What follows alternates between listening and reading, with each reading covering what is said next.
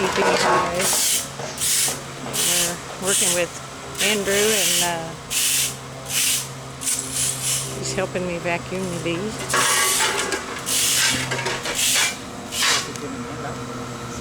I don't think they have much honey in there. Neat how they made this their top. This was at the top. They used like this squirrel nest.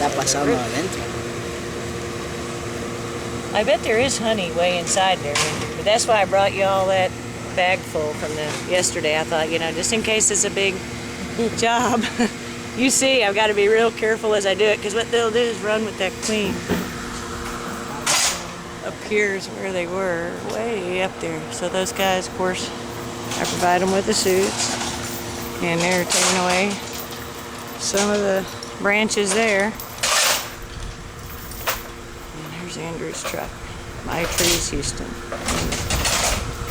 Bee-friendly removal. And the bees are going into the vacuum. There they are.